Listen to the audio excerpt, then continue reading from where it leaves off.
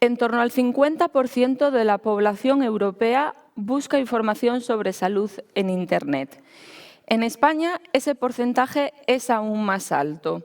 Solo en nuestro país se realizan cada mes más de 350.000 búsquedas con la palabra cáncer. En el caso de determinados tumores, como el cáncer de mama, se concentran más de 236.000 búsquedas mensuales. Los ciudadanos buscan información, la necesitan y, sin embargo, cabe preguntarse si esa demanda encuentra una respuesta suficiente en los medios de comunicación generalistas. ¿Le estamos dando al cáncer y a la salud en general el espacio que merece? Y si no, ¿por qué ocurre esto? ¿Es un problema de formación, de recursos, de criterios editoriales, de presión comercial? ¿O es que los medios tradicionales han cedido a las redes sociales esa labor con todo lo que eso implica? Para responder a estas preguntas y sobre todo para buscar soluciones concretas, tenemos con nosotros a 3 periodistas especializados en el ámbito de la salud. Sabía que iba a pasar esto, cosas del directo. Y bueno, voy a presentárselos. Hola, Clara. Bueno, Clara Simón lleva más de 30 años dedicada a la comunicación en salud. Fue miembro fundador de Diario Médico y ahora es colaboradora freelance en varios medios. Buenos días, Clara. Buenos días, un honor estar aquí con estos compañeros de toda la vida. Tenemos también con nosotros a Lipio Gutiérrez, periodista especializado en comunicación en salud desde hace 49 años, se dice pronto, socio fundador y miembro de la Junta Directiva de la Asociación Nacional de Informadores de la Salud, ANIS, muchos la conoceréis, y responsable también de contenidos de salud de Radio Televisión Madrid. Además, durante varios años ha sido conductor del programa Fórmula Salud de Onda Madrid. Por último, no por ello menos importante, contamos con Beatriz Muñoz, que también es periodista especializada en salud. Ella inició su carrera profesional en el suplemento A Tu Salud de La Razón, donde estuvo 13 años ofreciendo información sobre salud y nutrición. En 2018 se unió al grupo Quirón Salud como responsable de comunicación de los hospitales públicos de gestión y privada y al año y medio, dentro de ese mismo grupo, montó el departamento de comunicación del Instituto Oncológico Baselga. En 2021 se unió a OK Diario para montar el vertical de salud OK Salud, que en la actualidad tiene 500.000 de usuarios únicos al mes y se ha consolidado como un medio de referencia online en salud. Buenos días a Lipio y Beatriz. Muchas gracias, buenos días. Bueno, pues vamos allá a meternos en materia. Vamos a empezar, yo creo, por el en principio. ¿Qué espacios se dedican a abordaje del cáncer en los medios de comunicación? Beatriz, desde OK Salud, por ejemplo, como... ¿Qué tal? Buenos días, un placer estar aquí, como decía Clara al principio, con compañeros de toda la vida. Pues a ver, nosotros en OK Diario, como medio digital y generalista, pues la información en cáncer ocupa un lugar muy importante. La realidad es que cada día nos llegan muchísimas informaciones en torno al cáncer. También es verdad que eso luego lo hablaremos, pues bueno, hay que saber un poco elegir, ¿no? Porque precisamente es una temática que cada vez se investiga más, pero cada vez hay mucha más información y no siempre toda la información hay que saber muy bien manejarla y utilizarla. Entonces, en nuestro caso, ocupa un papel muy relevante, sobre todo porque damos una importancia a los pacientes y a ese lector nuestro, que al final es una persona, es un lector de la calle común, y estamos centrados en lo que es la población general. Entonces, sí que tiene un espacio bastante importante. Lo cual, desde 8 Cancer Summit, desde luego nos alegra poder escuchar. ¿Lipio? Yo no soy tan positivo, no tenemos la suerte que ha comentado Beatriz en los medios audiovisuales, como es el caso nuestro. Yo estoy en Telemadrid, pero en general, en los medios audiovisuales, por desgracia, la información de salud no ocupa el lugar que debería ocupar.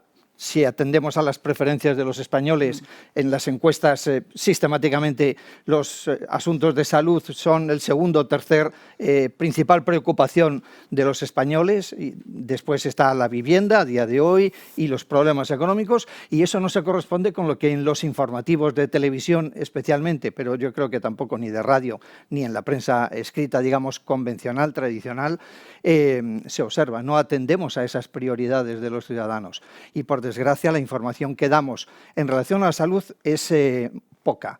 Y si centramos en cáncer, dentro de la información de salud, aunque sea poca, sí es verdad que el tema del cáncer es un tema especialmente importante, relevante, y además tenemos la suerte que, como en los últimos años ha habido muchos avances que están cambiando la manera de enfrentarse a estos, digamos, estas enfermedades, pues no es solamente una enfermedad, son muchísimas.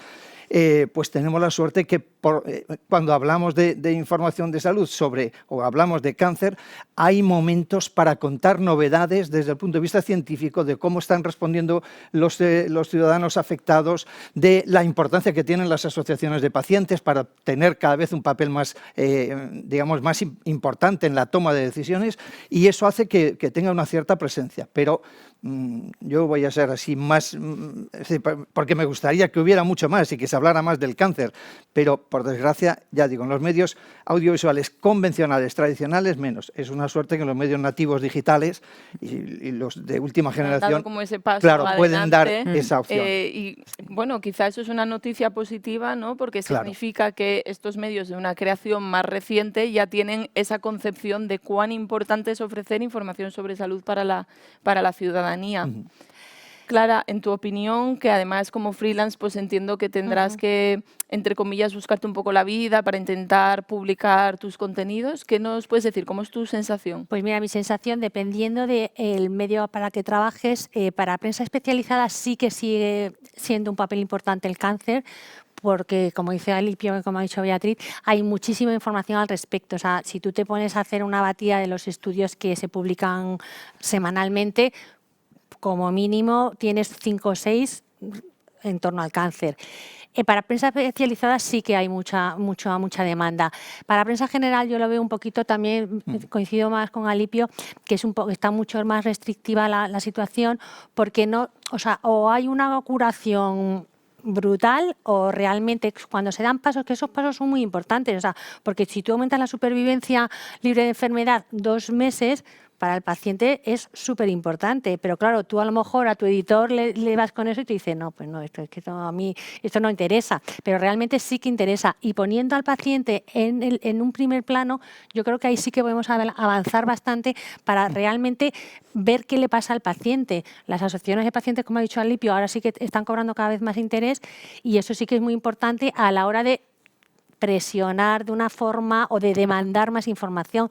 Realmente la gente, cuando está en una situación, tú buscas una información. Cuanto mejor sea esa información, es mejor para todos. Entonces, yo creo que sí que tenemos que validar mucho la información que estamos dando. Tenemos que ser muy conscientes de lo que se está hablando, no dar falsas esperanzas. De decir, o sea, no hay, o sea, si hay un estudio en ratones, no se está curando el cáncer, no. O sea, es un paso previo, y hasta que llegue a humanos, si es que llega, pueden pasar años. Entonces yo creo que tenemos que ser muy, muy cuidadosos y cautelosos a la hora de dar información. Pero sí que yo creo que es una información que realmente interesa, porque es que todos tenemos a nuestro alrededor a alguien con cáncer, y que es una cosa que, vamos, que no es de gente mayor solo, o sea, tenemos hijos que han tenido un cáncer, o sea, que es una cosa que nos interesa a todos. Sí, eso es algo muy importante. Yo alguna vez escuché que todos vamos a ser pacientes alguna vez en la vida. Entonces, bueno, has adelantado ya muchas de las cosas que vamos a abordar durante esta mesa, pero por seguir un orden, Sí. Has mencionado al editor. A veces vamos con noticias al editor y el editor nos dice, es que esto, claro, evidentemente el espacio dentro de un medio de comunicación es finito y marcar la agenda setting con temas de salud cuesta, ¿no? Vamos a abordar ahora cuáles son esas barreras estructurales que hacen que cueste colocar en la agenda setting de los medios los temas de salud frente a otras temáticas que quizás se llevan los grandes titulares, ¿no? En vuestra opinión, ¿qué es lo que opine que haya más y mejor cobertura de salud y específicamente oncológica en los medios generalistas? apuntabas al editor. Sí. Pero entiendo que a lo mejor puede haber algún otro tipo de barreras estructurales, no sé si es una cuestión de formación o de especialización de los periodistas, dificultades a la hora de acceder a las fuentes cualificadas. Bueno, yo creo que a la hora de acceder a las fuentes cualificadas no, porque las sociedades científicas, que yo creo que es donde nos tenemos que apoyar, o sea, a la hora de buscar una información tienes que buscar un experto, uno que sepa comunicar bien, que tenga una fiabilidad, y yo, por mi parte, nunca he tenido ningún problema a la hora de buscar una fuente fidedigna. Los hospitales también tienen una labor muy importante a la hora de facilitar expertos que nos ayuden a comprender lo que está pasando. Yo creo que realmente problema para buscar fuentes yo creo que no lo hay. ¿Interés de los editores? A mí se me escapa porque no soy editora. pero bueno, cuando hay cosas importantes yo creo que realmente sí que merece la pena. Yo creo que hace unos años sí que había mucho mayor interés por la información de salud. En las redacciones había había una gente específica, había secciones de salud. O sea, en todos los medios había una sección de salud. Eso ahora mismo ha desaparecido. ¿Qué ha pasado? Yo no te lo puedo responder, pues reestructuración, falta de medios. Lo que sí sabemos es que falta de demanda por parte de la audiencia no es. No. No, yo estoy totalmente de acuerdo. Yo creo que uno de las grandes trabas que tenemos los que nos dedicamos a la información de salud en los medios generalistas, como tú apuntabas, es básicamente influir en quien toma las decisiones, que es el editor del informativo o el director de los informativos, si hablamos de programas de actualidad y demás. Porque los que nos dedicamos a esto, pues ya sabemos lo que es más o menos importante, tenemos capacidad para decidir o filtrar lo que es una información auténtica de lo que es propaganda o publicidad, si estamos especializados. Por suerte, es un trabajo en el que todavía queda mucho por hacer, como acaba de comentar Clara Simón. Ya nos gustaría que hubiera más periodistas especializados en el ámbito de la comunicación de salud a día de hoy, de los que hay en las redacciones, pero los que hay, de verdad que tenemos interés y nos gusta poder presentar y poder difundir este tipo de informaciones, en general sobre salud y en el cáncer de manera muy particular. Pero chocamos con que si no consigues convencer al editor de que este avance o esta noticia de la que hemos tenido información o que hay estudios relevantes, que eso es suficientemente importante como para que se difunda en el informativo, pues tenemos la batalla perdida. Así que yo creo que hay una tarea, me parece a mí, importante para que desde las fuentes que son nuestra fuente de información en general no nos convenzan a los que ya estamos convencidos de que merece la pena informar de salud, sino que convenzan a los que toman la decisión de si ponemos la información de salud o sobre el cáncer porque hay alguna novedad, o gana en la pelea por ver dónde colocamos esa pieza en el informativo, gana el que alguien haya metido un gol con la uña del dedo gordo del pie. Bueno, pues eso es un problema. Hay que ganarse la sensibilidad de los que toman las decisiones en los programas informativos. Creo que esa es una parte, por lo menos, para que haya más información al respecto. Me parece a mí. Sí, a nosotros en nuestro caso nos pasa a veces que las personas que estamos haciendo salud, ¿no?, que somos dos en concreto, o sea, que no somos, somos bastantes para tal y como está el panorama ahora, pero a nosotros nos pasa un poco que nos tenemos que pelear a veces con el editor porque ven lo que comentaba Clara al principio, ¿no? Ves un teletipo, una noticia, pues que parece que es una cura contra el cáncer, páncreas, tal, y entonces tienes que decir, oye, cuidado, que esto a lo mejor es un estudio en ratones.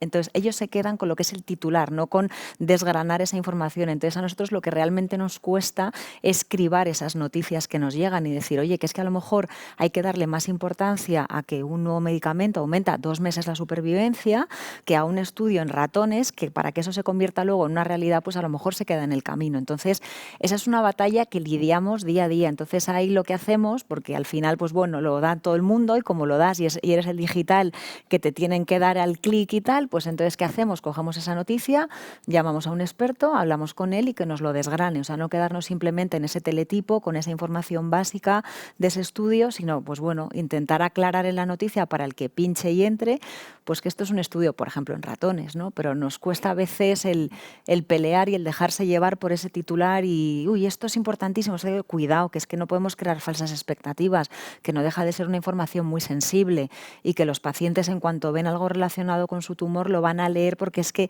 están informadísimos. Entonces hay que saber muy bien la información que das y es una responsabilidad dentro de un medio general como el nuestro, pues dar información fidedigna y eso es muchas veces una lucha con el editor. A mí me ha pasado, hoy es el Día Mundial del Ensayo Clínico y me han llegado, que supongo que os habrán llegado a vosotros también, como 7 notas de prensa de diferentes compañías que son las líderes. Entonces tenemos 7 líderes, o sea, claro. líderes en ensayos clínicos. O sea, que ahí tú tienes que saber filtrar, pero hay veces que hay algunos intereses por medio que una de estas 7 son las que exactamente hay que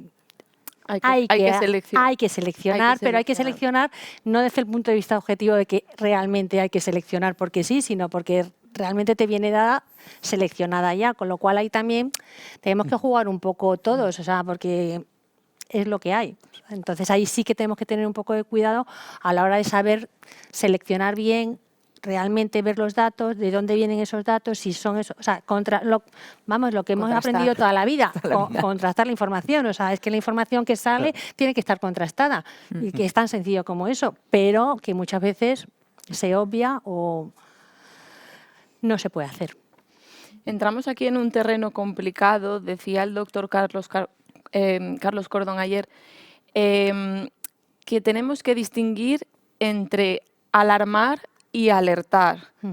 Y hoy en día, quizá por la manera en que las redes sociales nos inundan de mensajes, con terapias oncológicas sin evidencia, con dietas milagrosas y, como decíais, con titulares que confunden ensayos preliminares con tratamientos que ya dan por sentados. En este sentido, me pregunto si los medios de comunicación en este sentido tienen una dificultad añadida por el contexto en el que nos encontramos, de clickbait, esa sensación de presión quizá de, es que lo ha dado la competencia, yo como medio desde mi sección de salud no puedo no darlo. Y de esa manera, ¿qué podemos hacer? O sea, los periodistas como trabajadores, profesionales, ¿qué pueden hacer para encontrar? Nosotros muchas informaciones las basamos en desmentir temas de redes sociales. O sea, las redes sociales son un peligro.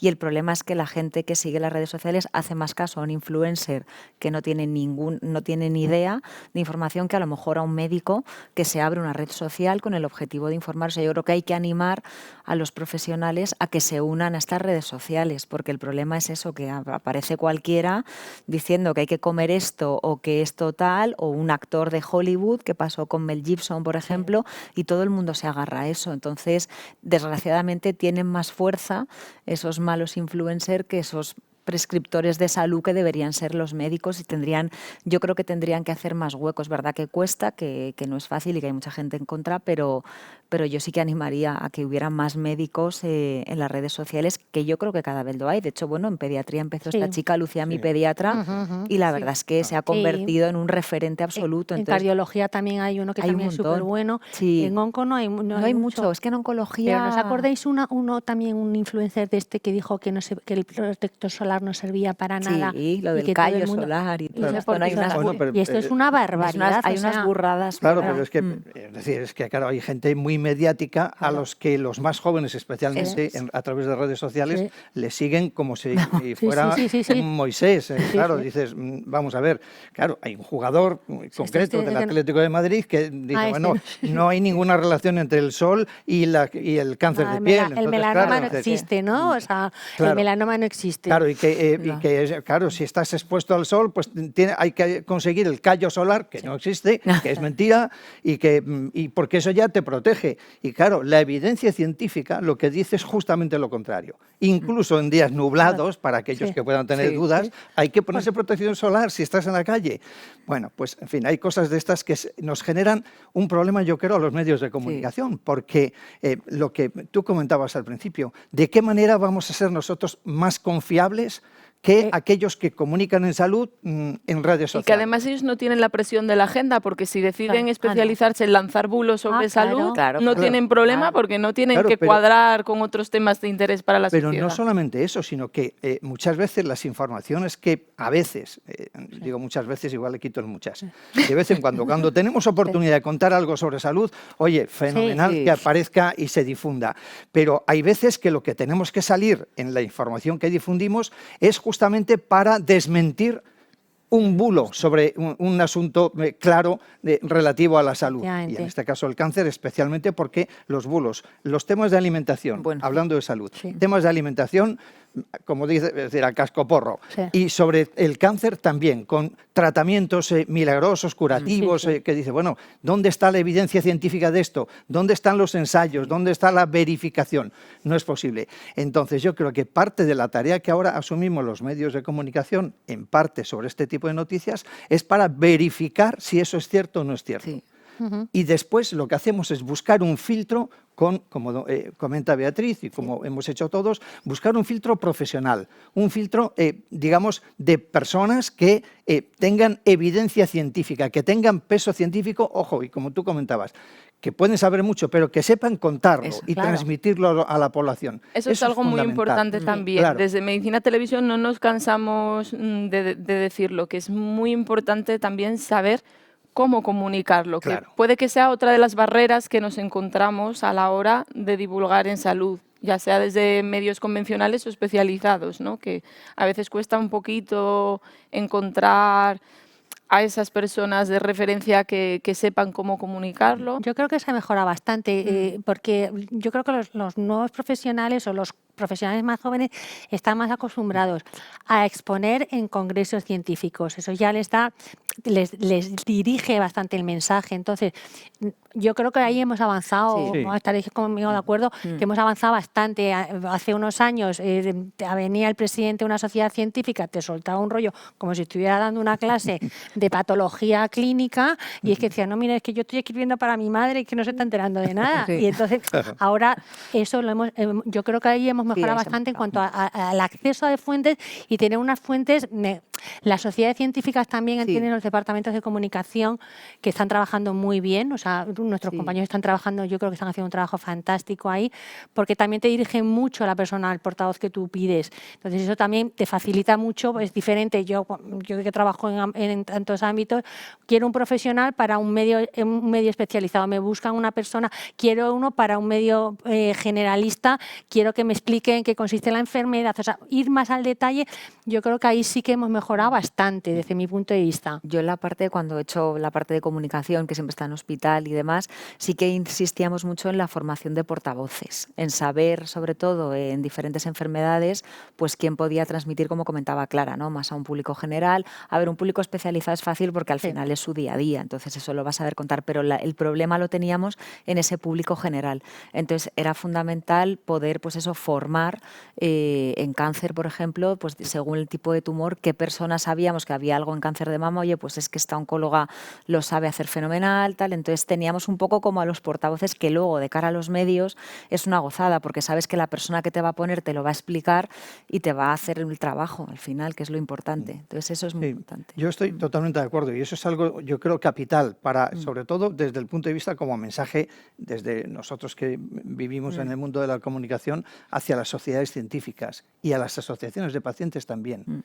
que la importancia de que se tengan buenos comunicadores. Es decir, la comunicación en salud será eficaz solo cuando aquellos que lo comunican sean capaces de generar confianza en la audiencia.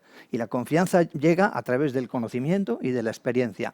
Hace falta que alguien no solamente acumule experiencia, como yo acumulo juventud, por supuesto. Lo sabemos, ¿verdad? No envejecemos, acumulamos, que es muy distinto. Bueno, pues hace falta gente que tenga experiencia, pero que sepa contarlo, que sepa transmitir la importancia o no de las cosas que se tienen que contar. Y ahí el trabajo de las sociedades científicas me parece que es fundamental. Y hablando de redes sociales, deberían tener, yo creo, más presencia, algunas ya lo están haciendo, pero más presencia en redes sociales para salir al paso de manera lo más inmediata posible de los bulos que hay sobre los temas de salud, y cuando estamos hablando especialmente del cáncer, porque son muchos los bulos que nos llegan en relación al cáncer de piel y que hay que buscar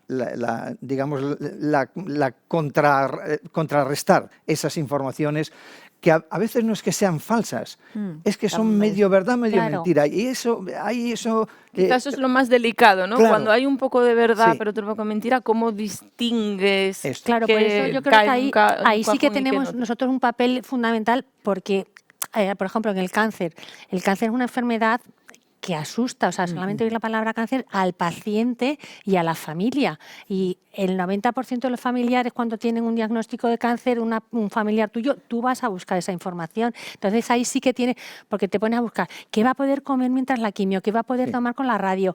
Y si tú metes te será una serie de información que ahí sí que tienes que diferenciar exactamente. Tengo que tomar 70 zanahorias al día. No, señor, es que te tomas... vamos, que un horror. Entonces, ahí sí que tienes que ir un poco a delimitar bien los mensajes, saber muy bien qué se necesita y mitigar todos esos falsos bulos que hay, porque hay mucho, porque por redes sociales es que si a tu madre la han no, perdona, o sea, y la gente como tiene miedo es lo primero que busca, o sea, nosotros ahí sí que tenemos un papel para informar y educar un poco, o sea, tenemos un papel de divulgación, de educación sanitaria, de acompañamiento y de, oye, mira, nos llega hasta ahí, y referenciar mucho. Yo creo que es muy importante a la hora de escribir, sobre todo para el público general, linkar con fuentes fiables, Sociedad Española de Oncología Médica, Asociación Española contra el Cáncer, o sea, linkar a donde pueden adquirir más información y nosotros derivarnos. O sea, tú das una información sobre el cáncer de mama, bueno, si necesitas más información, tú puedes ir a la SEOM, ya te digo, a fundaciones, asociaciones de pacientes, o sea, que ahí también nuestro papel es de dirigir un poco también la información que se está buscando. Y sobre todo también, Clara, yo creo con respecto a lo que apuntas, que también es necesario apuntar que vamos hacia la personalización del cáncer. Entonces, cada persona es un caso diferente. Con lo cual, esos bulos que dicen que si te tomas un batido de fresas, yo que sé, me lo invento, reduces el riesgo de desarrollar X o vas a tener un mejor pronóstico de tu enfermedad, a ver, es que deberían caer por su propio peso, porque es que cada cáncer, cada caso, vamos avanzando hacia un tratamiento más especializado, ¿no? Pero claro, esto, la población general, y en un contexto de aturdimiento en el que te encuentras cuando te acaban de dar una noticia como esa, por mucho sentido común que le quieras aplicar, es que no es fácil. Sí, por eso hay que tener, o sea, yo creo que ahí sí que tenemos que tener un poco de dirigir un poco la información, Claro. o sea, de ayudar, más bien que dirigir, ayudar, darle unos soportes donde ellos se puedan seguir buscando información. Es que fíjate que eso es fundamental, claro. Y esa es la gran diferencia que hay entre los medios de comunicación tradicionales, digamos, convencionales y los nuevos de formato digital, nativos digitales.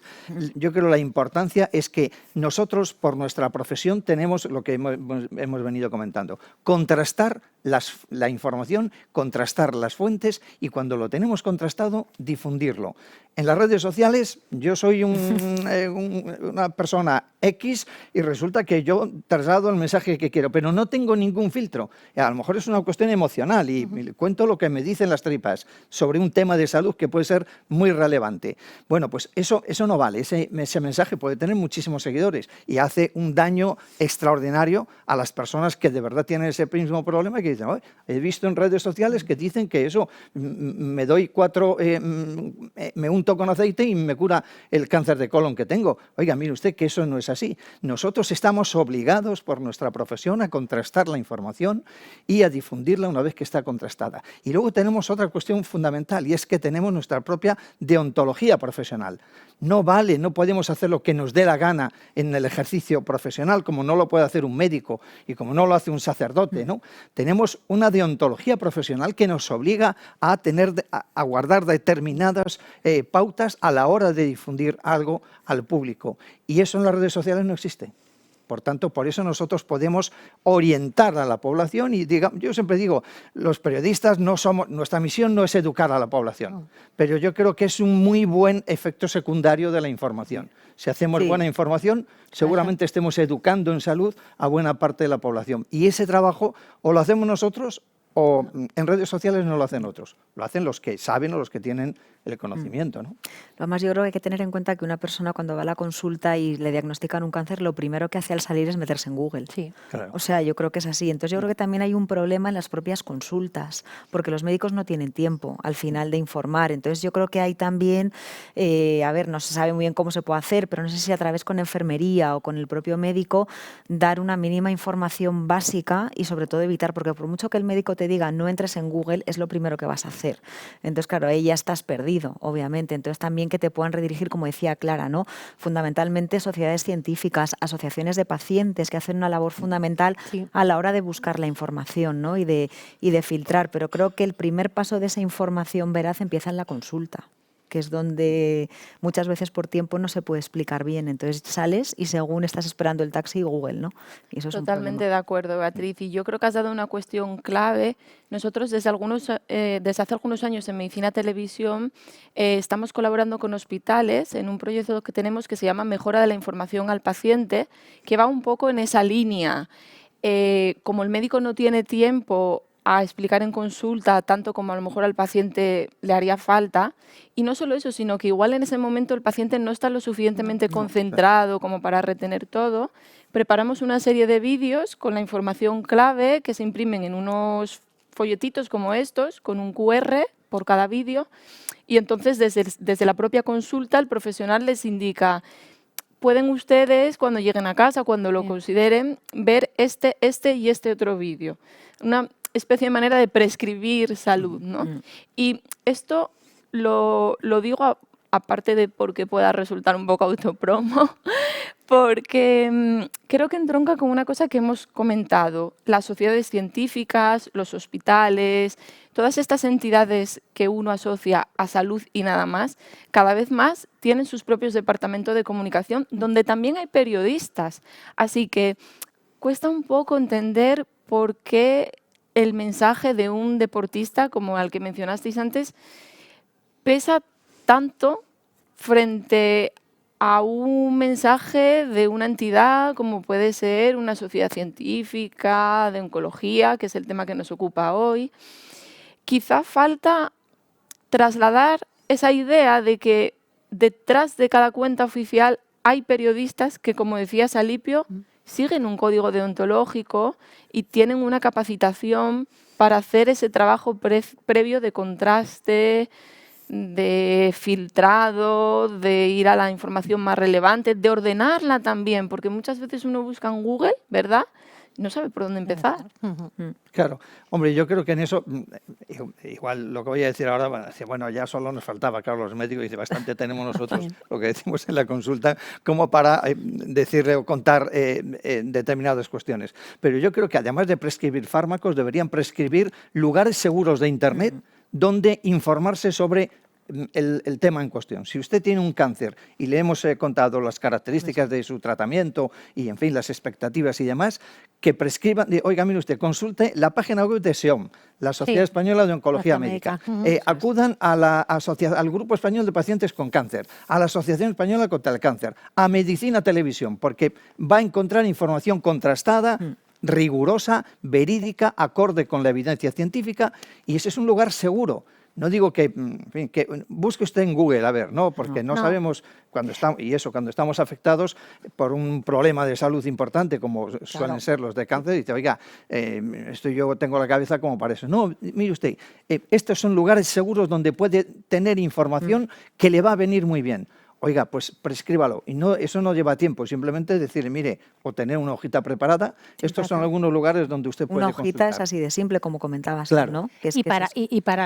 Para los medios, o sea, para nuestros compañeros, sobre todo para la gente que está empezando, que todos hemos empezado, por supuesto, o sea, todos hemos empezado, también yo creo que ellos también se deberían dirigir a fuentes fiables, o sea, en las redacciones tienes que tener, o sea, acceso, y vuelvo a repetir, los gabinetes de comunicación, tanto de hospitales como de sociedades científicas, están súper accesibles, y creo que sí que se debería ir más a ellos cuando se reciben notas de prensa por parte de diferentes empresas que tienes que completar la información, como has comentado tú, Beatriz, que hacéis, complementarla, actualizarla y darle una cara visible. Yo creo que también para el lector o para el espectador, siempre tener una persona que sea referente, o sea, un portavoz, una persona que te está diciendo, o sea, fulanito de tal, jefe de servicio, siempre esa cercanía, yo creo que te tranquiliza, te da una fiabilidad importante y creo que se hace mucho más accesible la información. O sea, que yo ahí creo que también debemos hacer un poco a nosotros de reflexionar como profesión y que también que no pasa nada con perder 10 minutos en llamar por teléfono, que esos 10 minutos luego los pierdes tomándote un café, que eso hay que hacerlo porque la pieza te queda mejor, tu info te queda mejor y realmente tú es que estás haciendo bien tu trabajo, que realmente tenemos que hacer bien nuestro trabajo. Y porque yo creo que la buena información o la buena comunicación en salud no es ningún lujo. No. Yo creo que es una herramienta indispensable, fíjate lo que voy a decir, para salvar vidas. Porque para bien o para mal, mucha gente toma decisiones sobre su situación de salud o enfermedad en base a lo que ven en los medios, a lo que oyen en las radios o en los medios digitales. Y claro, esa es una responsabilidad tremenda que tenemos desde los medios de comunicación y de ahí la importancia no solo de la especialización en los temas de salud, no es como cualquier otro tipo de información, es un área muy delicada, muy sensible y que además atiende a lo que los ciudadanos buscan, lo que decíamos al principio de las preferencias, los temas de salud, segunda, tercera preocupación. Oiga, hágalo desde un medio que tenga las garantías de que esa información va a estar bien tratada.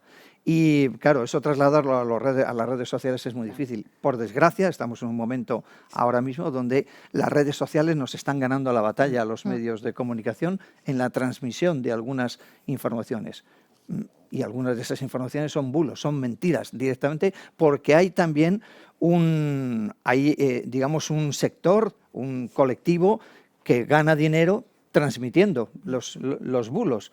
Y es otra industria distinta que hace años no existía. Sí, o sea, la publicidad que hacen, o sea, claro, porque el 90% del contenido que hay en redes de influencers, o sea, es patrocinado y pagado. Entonces, claro, si te están diciendo, no vamos a decir marcas, pues no podemos decir marcas, pero claro, entonces es que y la venden como si fuera una información científica, o sea, como si fuera un estudio científico publicado en Nature, o sea, no, o sea, tú lo estás inventando tú porque por detrás te están pagando. Claro. O sea, que vamos a ver que todos tenemos que comer, o sea, vamos a ver, pero tienes que tener tienes que separar una cosa de otra. No puedes estar vendiendo información cuando es publicidad y es lo que dices tú, es que la gente se va a informar a redes sociales, pero no es una información realmente lo que está adquiriendo ahí, es una publicidad de una... Claro. Sobre todo los jóvenes, yo creo que hay un problema muy importante. Sí, porque fíjate, yo recuerdo uno de los últimos estudios que se ha hecho sobre cómo se informan los españoles en salud. Los más jóvenes, por debajo de 35 años, el primer medio por el que se informan también en temas de salud son las redes sociales. No son los medios, digamos, convencionales o tradicionales, ¿no? Las redes sociales. Entonces, claro, ahí tenemos un poco la batalla perdida si no se toman algún tipo de iniciativas y la forma yo creo que una de las alternativas sería que desde las sociedades científicas se buscasen, digamos, portavoces o influencers que generen confianza en la gente para que esos mensajes puedan ser tan importantes o estén al mismo nivel que los lenguaraces que dicen cualquier cosa sobre salud y es mentira. Estáis poniendo ahora mismo sobre la mesa 3 palabras claves en este momento para mí. Redes sociales, jóvenes y también antes apuntabas, Clara, periodistas que están empezando. Quiero hacer un pequeño paréntesis porque vosotros que contáis con una experiencia dilatadísima y que estáis súper especializados en salud, yo que soy periodista también y llevo la vocación muy dentro, me gustaría preguntaros ¿qué recomendaciones les daríais a los periodistas que hoy nos puedan estar viendo, periodistas estudiantes, para que se empezaran a especializar en el ámbito de la salud? Porque quizá no es tan conocido. Yo recuerdo cuando me quise especializar en este sector, a la gente le resultaba extraño. Uy, ¿por qué? Y algo tan complicado. Porque el periodismo deportivo, a la orden del día, incluso el periodismo económico u otros tipos de especialización, ¿no? Pero entonces, ¿cómo podemos despertar la vocación de los periodistas que hoy nos puedan estar viendo para que se especialicen en salud, para que le pierdan también el miedo? Porque yo tenía compañeros incluso que me decían, madre mía, Ya. no sabría ni por dónde empezar. Así que algo aprenderé yo también, ¿eh? De vosotros. La pregunta es también un poco para mí. O sea, yo creo que hoy en día, vamos, yo que estoy en medio general, lo importante es que haya una persona especializada en salud, o sea, partiendo de ahí, porque el problema es que toda la gente nueva que llega o entra en la sección de sociedad y de repente me cae la noticia de salud, la hacemos de cualquier manera. Entonces, al final es, yo creo que tener cerca a alguien que te sirva un poco de referente profesional. A mí me pasó en su día, cuando empecé en La Razón, ¿no? Entonces, y a partir de ahí yo creo que te despierta el gusanillo el tener a alguien al lado que sepa y que te pueda dirigir y que te ayude a hacer informaciones buenas y tal. Yo creo que el problema es esa falta de periodistas especializados. Entonces, los que haya, yo he tenido gente conmigo que luego sí que les ha picado porque les enseñas verdaderamente a hacer buena información. Es una información muy seria y entonces tienes que saber y sobre todo dirigir y acompañar. No es meto el teletipo en cualquier momento y ya está. Entonces yo creo que es eso, al final tener referentes que te ayuden. Y totalmente de acuerdo. Y yo, fíjate, animaría a aquellos que están ahora quizás estudiando comunicación o periodismo y que no saben por dónde van a orientar su derrotero profesional, merece la pena especializarse en los temas de salud.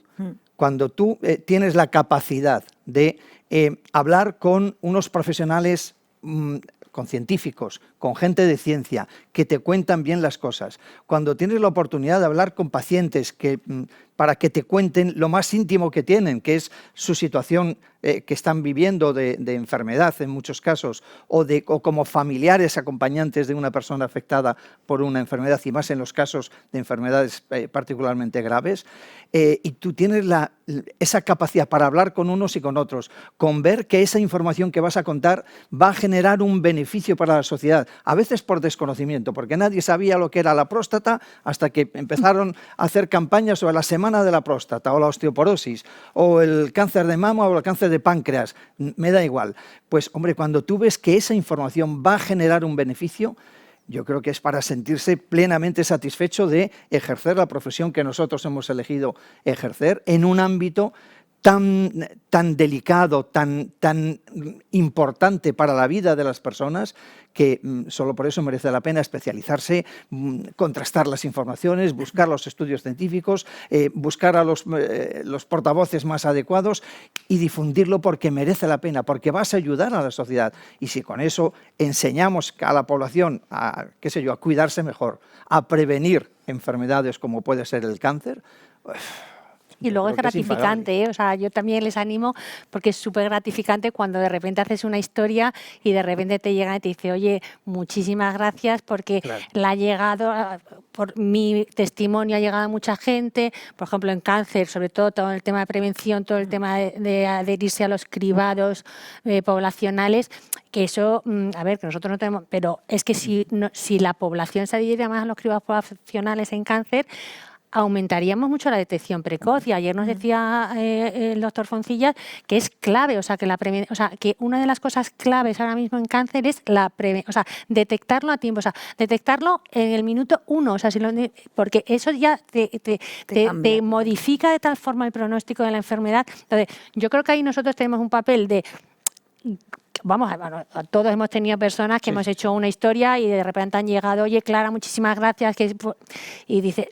Eso, de verdad, que eso te anima mucho, sobre todo dices, bueno, pues como muchas veces tenemos sinsabores, porque hemos tenido sinsabores también, esto es muy animante, te ayuda mucho y yo creo que además también haces bien porque comparten mucho esa información y yo creo que eso es interesante. Y aquí los medios de comunicación tenemos una responsabilidad también, sobre todo de la mano de las sociedades científicas, laboratorios farmacéuticos, asociaciones de pacientes, desarrollar esas campañas de concienciación y sensibilización que comentabas, ¿no, Alipio? Las del cáncer de próstata, de pulmón, etcétera, e incluso quizá ampliarlas un poco más, porque, por ejemplo, el tabaco, la mayoría de las personas lo asocian a riesgo de cáncer de pulmón, pero no todas saben que tiene también aumentado el riesgo de cáncer de vejiga, ¿no? Estamos en un momento en el que quizá quede trabajo por hacer a la hora de divulgar sobre otro tipo de tumores, ¿no? Porque la verdad, quizá por un tema de incidencias o lo que sea, hay tumores que se llevan más protagonismo que otros y no sé si eso como especializados en salud, desde vuestros medios, o bueno, en tu caso, Beatriz, ¿notáis que es más fácil convencer al editor que hablábamos? Madre, estamos dejando al editor Sí, como Son buena gente, ¿no? con lo difícil ¿Veis? que es la Sí, tarea de no. un editor, Son muy buenos. Son buenos. Pero Son bueno, buenísimos. para convencer de divulgar salud en materia de oncología, no solo de determinados tumores de los que ya se habla más. Sí, o sea, yo creo que hay tumores que se llevan la palma, digamos, a nivel informativo. Por ejemplo, es el cáncer de mama. O sea, y me ha pasado muchas veces que digo, otro estudio más, por Dios, es que parece que es el único que existe. O sea, es verdad ya. Entonces, bueno, a mí, por ejemplo, yo sí que he hecho en falta quizás más el tema del cáncer infantil. O sea, yo creo que es una realidad hoy en día que desgraciadamente cada vez hay más casos. El problema es que como se considera una enfermedad rara, pues claro, al final hay menos investigación. Cuando sale algo positivo, es verdad que se da en todos los medios, pero yo creo que ahí sí que tendría que haber un poco más. Yo he hecho en falta, y ahí, por ejemplo, las asociaciones de pacientes son claves, porque son los que al final buscan entre todos la financiación, o sea, porque la financiación no hay, o sea, eso es una realidad que no se destina a lo que se tendría que destinar. Entonces, a mí me da mucha pena, porque cada vez me llegan, sobre todo a través de redes sociales, ¿no? Casos de niños que han pasado por experiencias terribles y que son los propios padres los que montan una asociación, los que se unen para hacer un ensayo clínico. Es que es empezar un ensayo, o sea, ya no es... Entonces, yo creo que ahí sí que tendríamos que dar mucha más visibilidad, yo creo, y empujar más. No digo que a los otros no, pero es verdad que están como muy encarrilados. Entonces, pues a esos que son más minoritarios, pues no abandonarlos porque también es una realidad y el tema infantil pues es muy duro al final y dar más visibilidad. Hombre, yo creo que, claro, en los medios, sobre todo en los generalistas, en los especializados, pues oye, tienes más oportunidad seguramente de poder contar, pues o hablar o difundir noticias sobre cánceres, digamos, minoritarios o, en fin, que no tienen tanta trascendencia desde el punto de vista poblacional. Pero claro, los principales, el cáncer de mama, el cáncer de colon, el cáncer de pulmón, eso se lleva en la palma siempre. Es verdad, hay otros cánceres, en fin, que no tienen, digamos, tanta presencia en los medios porque primero afectan a menos personas y entonces, pues claro, hay que buscar lo que nosotros llamamos la percha informativa. Claro, el 28 de febrero, que es el Día Mundial de las Enfermedades Raras, pues este tipo de cuestiones aparecen más o menos en todos los medios. Algo se va a contar de enfermedades raras, de investigación, de, en fin, de cuestiones, en fin, de historias personales o de superación. Eso siempre suele ocurrir. Pero eso pasa una vez al año o muy pocas veces más, porque no se trata. Claro, lo que pasa es que, como decimos, si ya nos cuesta en los medios generales, nos cuesta trabajo convencer a los editores para que difundan informaciones sobre asuntos que afectan a la gran mayoría de la población, en el ámbito de la oncología, pues eso, el cáncer de mama, cáncer de colon, cáncer de pulmón, pues claro, informar del cáncer de páncreas, pues bueno, como ha salido recientemente, cuando hemos tenido el caso del tratamiento en ratones del doctor Barbacid, pues claro, parecía que habíamos descubierto en fin, el santo grial para curar el cáncer de páncreas. Para nada. Y bueno, luego la evidencia científica y las publicaciones nos dicen, señores, estamos aquí. Y esto, en fin, pues de momento no va a ningún lado. Por desgracia, ojalá pudiéramos tener esa información de, oye, tenemos la receta para curar el cáncer de páncreas. Pues ojalá, aunque sea más minoritario. Pero es verdad que en los medios suelen aparecer o se habla de aquellos cánceres que son los más prevalentes en la población. O los que afectan a algún personaje público. También ahí es una buena percha informativa también a la hora de, pues si, por ejemplo, el páncreas ahora, este político que ha tenido un cáncer de páncreas, ahí yo creo que él ha hecho una labor a la hora de decir que a él se lo detectaron de una forma, porque vamos, sabemos todos cuál es el pronóstico del cáncer de páncreas.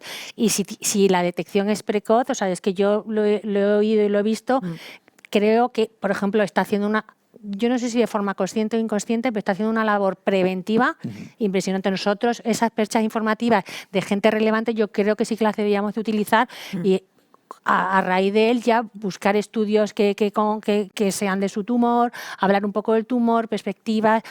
Vuelvo, yo soy muy pesada con el diagnóstico precoz, pero yo creo que ahí sí que tenemos nosotros un papel y recoger ahí sí, ya puedes ampliar el abanico de los cánceres más prevalentes, o sea, dejar un poco la prevalencia porque también es que la gente se muere de un cáncer de esófago, un cáncer de páncreas y de uno de ovario. Sí. O sea, y sí que tenemos personajes públicos que han tenido esos tipos de tumores que sí que nos dan percha a nosotros para poder hablar de ellos. Yo creo que eso es muy importante también. Sí, yo creo que eso es importante también subrayarlo. Hemos hablado de esos influencers que trasladan bulos no contrastados, etcétera, pero bueno, también tenemos personajes notorios que contribuyen, como decías, incluso a lo mejor sin ser conscientes de ello, a mejorar la visibilidad de lo que es que te diagnostiquen un tumor o que tengas que vivir con ello.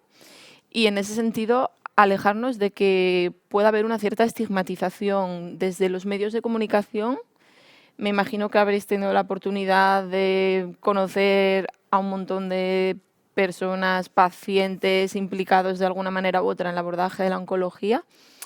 ¿Tenéis la sensación de que en oncología hay algún tipo de estigma, de pudor, de miedo a hablar de Yo creo que lo que le está pasando a uno, quizá Hombre, también ligado a los efectos secundarios? a ver, se sigue hablando de larga enfermedad. Entonces ahí ya partimos de la base de que tenemos un problema.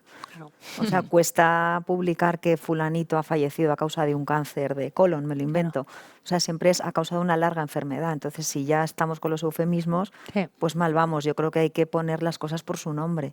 Y es precisamente porque es una enfermedad ligada siempre al miedo, ¿no? Asusta muchísimo. Pero ahí está la labor de los medios de comunicación, ¿no? El poder hablar abiertamente y quitar esas palabras, ¿no? La larga enfermedad, que al final todo el mundo sabe lo que es, pero yo creo que quizás por ahí. Sí, yo creo que en parte ahí los medios quizás también todavía no hemos resuelto algunas cuestiones que yo creo que están pendientes. Como yo ya digo, acumulo mucha juventud, yo recuerdo cuando empezó la infección por VIH, año 81, claro, aquello era una sentencia de muerte. Costó mucho trabajo poder llevar a los medios de comunicación en general y más en los audiovisuales, a personas que, de una manera igual que un diabético, una persona que tiene diabetes pueda decir yo soy diabético y me cuido de esta manera o tengo, así es mi día a día, que dijeran yo tengo VIH y mi vida, mi día a día es así. Eso, claro, era buscar héroes en aquel momento, porque había un estigma social muy importante. Y fíjate, en el ámbito del VIH, se ha adelantado tanto desde el punto de vista científico o médico que ahora es una enfermedad crónica. Se ha convertido en una enfermedad crónica, no es sentencia de muerte para nada. Bueno, sin embargo, permanece el estigma social. Muchas personas, a pesar de ser ahora una enfermedad crónica, tratable y llevar una vida normal, hay muchas personas que no dicen, no comunican que tienen el VIH porque hay un estigma social de rechazo hacia esas personas que señalan que tienen esta enfermedad. Pues un poco pasa lo mismo, yo creo, con el cáncer. Ahora, cada vez más la evidencia de la ciencia nos dice a veces se convierte en una enfermedad o puede ser una enfermedad crónica. Cada vez hay más supervivientes, son noticias en positivo. Hay más supervivientes del cáncer, de distintos tipos de cáncer. Eso es una muy buena noticia, pero el estigma social de sentirte señalado, que te miren, que te reconozcan o que ¿a qué le importa a la gente si yo tengo este problema o no? No lo dice. Sin embargo, una persona que ha sufrido un infarto de miocardio no tiene ningún problema. Yo he sufrido un infarto y tal. Y lo que dices tú del estigma, ahora, por ejemplo, con el cáncer sí que hay las sociedades científicas y las asociaciones de pacientes están luchando por el olvido oncológico. O sea, si yo he tenido un cáncer y yo ya me he curado, ya soy un largo superviviente, o sea, o soy ya no tengo cáncer, pero yo me voy a comprar una casa, me voy a hacer un seguro de vida y yo no me puedo comprar una casa ni me hacen un seguro de vida. No, tengo problemas para los seguros de vida, para los seguros de coche.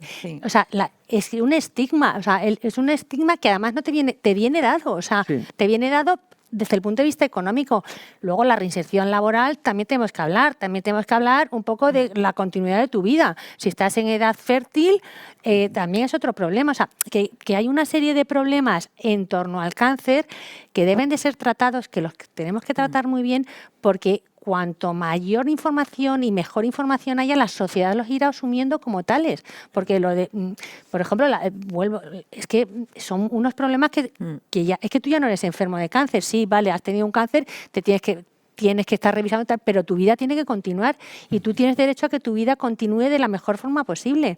Y ahí yo creo que también nosotros tenemos un papel para decir, señores, hay que pasar página, o sea, y que no pasa nada. Sí, he tenido un cáncer, pero yo tengo que seguir adelante y tengo que seguir adelante con mi vida y como sociedad yo creo que tenemos que facilitar ese seguir en la vida, creo yo. Sí. Y aquí, ¿qué creéis que viene primero, el huevo o la gallina? Es decir, cuando hablamos en los medios de comunicación de larga enfermedad, ¿lo hacemos como una manera de proteger a la persona que está detrás de esa larga enfermedad por ese estigma social que comentabas, Alipio?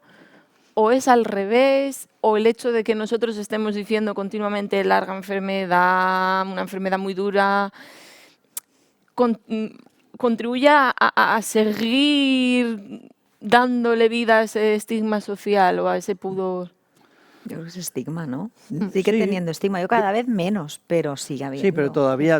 Yo ¿Cómo creo que ahí, podemos salir de ese que ahí círculo nosotros, vicioso? es decir, las palabras están y tienen el significado que tienen. Ah, Claro. Entonces, hablar de que fulanito, menganita, ha fallecido después de una larga enfermedad, todo el mundo va a interpretar que, Sí, que ha tenido un cáncer. cáncer, no sabemos si de páncreas o de pulmón o de lo que sea, pero que ha tenido un cáncer. Es un eufemismo que no tiene, yo creo que eso tenemos que desecharlo en el ámbito de la comunicación.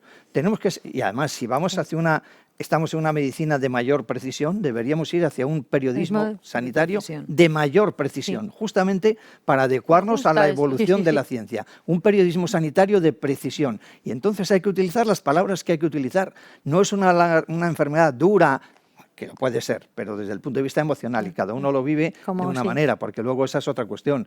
No es el cáncer de pulmón tal, es el cáncer de pulmón de Pepito, Claro, es el cáncer de pulmón de Menganita, es el cáncer de lo que sea, de cada persona que lo vive, y los resultados son diferentes. Y el tratamiento seguramente, y a eso vamos, Es tiene que diferente ser y específico, un efectivamente. traje a medida para cada persona. Bueno, pues hay que hablar, esta persona tiene un cáncer. Y nosotros, yo creo, tenemos que desechar eso de, ha muerto una larga enfermedad.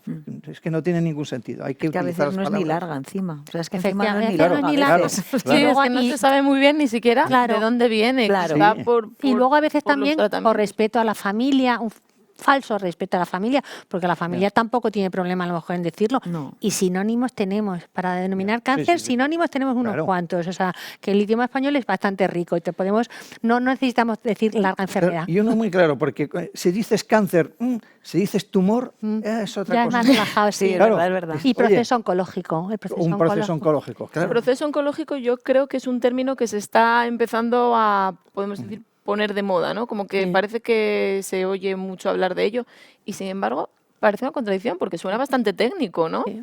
Ya. Sí. Sí, hombre, yo creo que, en fin, todos vamos aprendiendo también de lo que ha pasado en años atrás y hacia dónde tenemos que evolucionar.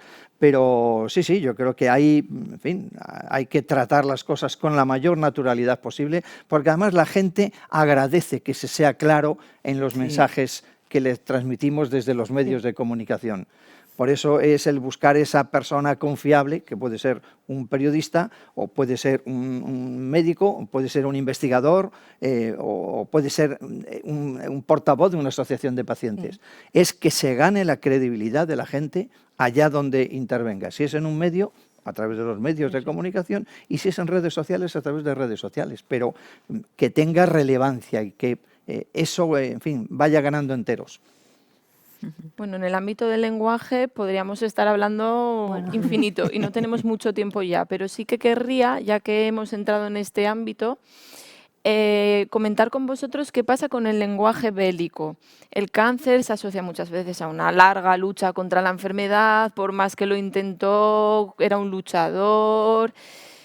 Muchas asociaciones de pacientes lo reivindican cada día.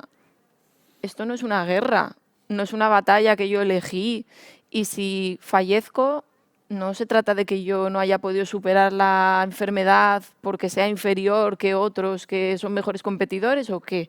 Entonces, ¿qué podemos hacer o qué mensajes podemos trasladar aquí a otros comunicadores que quizá no estén especializados para ayudar a ir poco a poco desbancando esos eufemismos que además culpabilizan al paciente y con los que el paciente no se sienta a gusto, porque si fueran eufemismos para, como decíamos positivos. antes, para suavizar, pero en este caso...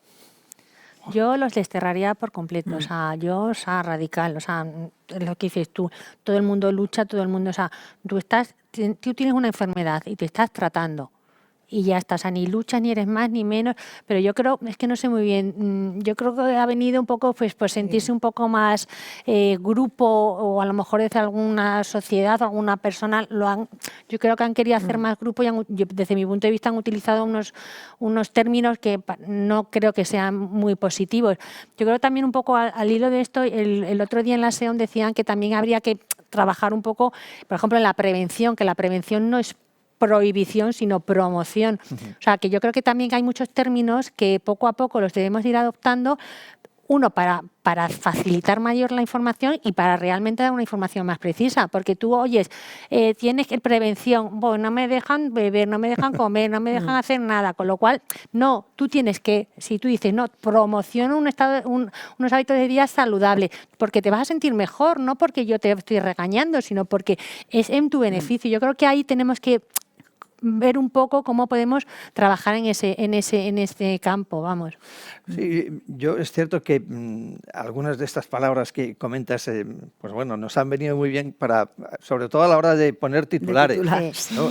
Nuevo arsenal terapéutico frente al cáncer de pulmón, qué sé yo. Claro, son palabras, pero yo creo que ahí hombre, tienes que buscar que la información obviamente tenga el rigor científico, pero también tenemos que ser capaces de llamar la atención de la audiencia, de la población, en un titular de prensa o en un titular de radio o de televisión. Y quizás llevados por esa cuestión más emocional que racional, pues nos hemos dejado llevar para hablar de la lucha contra el cáncer, que de entrada lo propiciaron las propias asociaciones de pacientes. Sí, eso es verdad, también hay que decirlo. Científicas, claro. No nos hemos inventado nosotros la lucha contra el cáncer, ya venía desde hacía tiempo, eso de ese tipo de términos pugilísticos casi, porque al fin y al cabo, claro, cuando tienes un proceso de estos tan importante, es una pelea. Y claro, hemos utilizado pues palabras que tienen que ver con la cuestión belicista, sin que tenga nada que ver con esto. Bueno, pues yo no lucho, yo, en fin, estoy conviviendo, aprendiendo a convivir con un cáncer. Y es otra manera. Y hemos ido, yo creo, ahí poquito a poco, pero sí es verdad que tenemos que entonar un poco el mea culpa nuestro. Completamente, nosotros que en los medios hemos hablado de, pues eso, una nueva arma terapéutica. Claro. Diana, especialmente. Claro, ahora vamos hacia nuevas dianas terapéuticas y las propias sociedades científicas lo hablan así. Y bueno, pues a lo mejor tendríamos que, en fin, decirlo de otra manera, pero... Es difícil a veces no encontrar el equilibrio entre ser respetuosos, pero tampoco ponernos demasiado a coger la literalidad del lenguaje, ¿no? Beatriz, desde OK... Sí, a ver, el tema es eso, que es culpa nuestra, pero también va un poco en la línea de esos eufemismos que estamos todo el rato, la lucha, la batalla, no sé qué. O sea, llamemos a las cosas por su nombre y contemos la realidad de las cosas y lo que son, al igual que hablamos de la diabetes y no decimos que es que lucha contra la insulina, no. O sea, le ha tocado y ya está, es llevarlo lo mejor posible y sobre todo porque yo creo que es un flaco favor al paciente, lo comentabas tú al principio, ¿no? ¿Y qué pasa? El que no ha luchado, que se va a sentir que no ha luchado. Estás en manos de los médicos, de los tratamientos y lo que tenga que ser, pero no puedes decir que es que el que lucha más va a vencer al cáncer. Es que sobre todo cuando fallece la persona, que desgraciadamente fallece, los familiares se quedan como diciendo, no lucho lo suficiente. Mi padre no ha luchado, mi mujer no ha luchado. O sea, es que también ahí tenemos que valorar un poco la repercusión que puede tener, porque las secuelas oncológicas no son solamente del paciente, de la persona que tiene cáncer, sino de la familia y del post. O sea, tampoco hablamos mucho del fallecimiento, del acompañamiento durante todo el proceso y luego las secuelas que puede tener la familia, pues de la culpabilidad, de decir, o sea, ¿qué pasa? ¿Que mi marido no ha luchado? Pues por eso te digo que ahí sí que tenemos que tener un poco de cuidado, yo creo. Y también que en determinados tipos de cánceres es verdad que tienen, digamos, peor prensa que otros. tú tienes un cáncer digestivo y, Sí, bueno, pues qué mala suerte, sí, qué sé yo. sí. Pero tienes un cáncer de pulmón, Sí. dicen, porque te lo has buscado, porque como Sí. has estado fumando toda tu vida, y eso, claro, es una sensación de culpabilidad Sí, sí, sí. que asume primero al paciente o que se le traslada de una u otra forma al paciente y a la familia. Y claro, si no hubieras fumado, Sí. no hubieras tenido un cáncer de pulmón. Entonces, Sí, claro, sí. ya bastante tiene, porque eso no se hace con otras personas. Si tú eres y desde las administraciones públicas, es decir, porque ha fumado, no le doy el tratamiento más adecuado al cáncer de pulmón. Sí. Eso es. ¿Por qué? Porque le hago responsable de su enfermedad y del gasto que supone Pone- para el erario público esto, pero eso no lo hacemos con una persona que es adicta a las drogas, por ejemplo. Le ponemos los tratamientos y no pasa nada. Pero si es fumador, Ya. como que, Sí. oiga, es que usted se lo ha buscado. Yo creo que tenemos que huir también de ese tipo de conceptos que generan mucho daño, sobre todo lo que decíamos, esa parte del estigma social Claro. de que las personas se sientan vigiladas, maltratadas emocionalmente simplemente por tener una enfermedad. Y en el cáncer de pulmón hay veces que es que hay Claro. tipos que no han fumado Que no nunca. fuman nunca, O sea, efectivamente. ¿no? Dirán, me ha Sí. tocado y no Claro. me he Sí, sí. fumado un pitillo en la Sí, sí, vida. sí. De hecho, es un ejemplo muy ilustrativo porque los datos lo que nos dicen es que cada vez más se diagnostican personas con cáncer de pulmón que llevan una vida de lo más sana, incluso sí. deportistas, todo lo que se dice que hay que hacer, dieta saludable, Claro. Sí. pero bueno, pues desgraciadamente esto ocurre y yo creo que ahí tenemos también, nos llevamos muchos deberes esta Sí, mesa, sí, ¿no? sí, sí, sí, Y también si hay algún periodista viéndonos que tome nota, que los deberes son para todos. Nos llevamos muchos deberes de esta nota porque yo creo que ahí sí que los medios de comunicación tenemos también un poco esa labor de no solamente dar la noticia, como decías, pues cuando alguien fallece o cuando hay un nuevo avance, que esas sí que son las que nos Claro. gustan dar, sino a lo mejor también de ese proceso intermedio, ¿no? De lo que ocurre durante el tratamiento, durante el tiempo que pasa entre que uno recibe un primer diagnóstico hasta que le ponen, como se dice habitualmente, nombre y apellidos. Porque en función de ese nombre y apellidos y de ese estadiaje, la cosa puede cambiar. Efectivamente. Y ahí yo creo que también tenemos mucho que hacer, ¿verdad?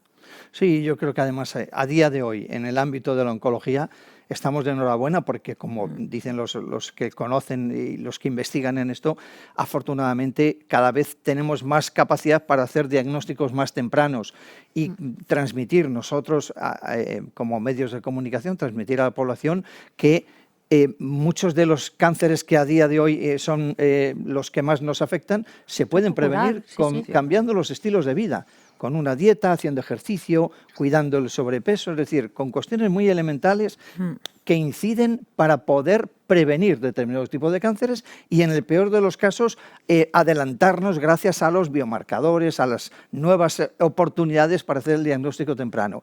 Y la tendencia, cuanto antes se diagnostique, mejor. Y buscar, como dice el doctor Foncillas muy reiteradamente, hay que buscar el nombre y apellidos del tumor, y eso significa diagnóstico molecular. Habrá que exigir como ciudadanos que cuando me hagan un diagnóstico de cáncer, yo quiero el diagnóstico molecular para saber cuál es el apellido de mi cáncer, no del cáncer de pulmón o de páncreas o de hígado, no, el mío. Y poder tener un mejor pronóstico si eso se detecta a tiempo y no con metástasis, en fin, con situaciones más graves. Bueno, pues vamos a ir cerrando ya esta mesa. Va a ser complicado, pero vosotros sois referentes, así que seguro que lo hacéis muy bien. Me gustaría pediros a cada uno un titular en 1 o 2 frases, como buenamente podáis, con lo que os gustaría quedaros, de todo lo que hemos hablado hoy aquí. Pues yo creo que en cáncer la información es básica, pero hay que contrastar las fuentes. Alipio. Yo diría que una buena información ayuda a curar el cáncer. ¿Y Beatriz? Rigor, conocimiento por parte del periodista y sobre todo y acompañamiento también, y ser referente de información. Bueno, pues muchas gracias también a los espectadores que nos han estado siguiendo desde el canal Play de Radio Televisión Española y desde YouTube de Medicina Televisión. Gracias, por supuesto, a vosotros por acompañarme. Me ha gustado mucho compartir este ratito con vosotros. Y nada más. Muchas gracias.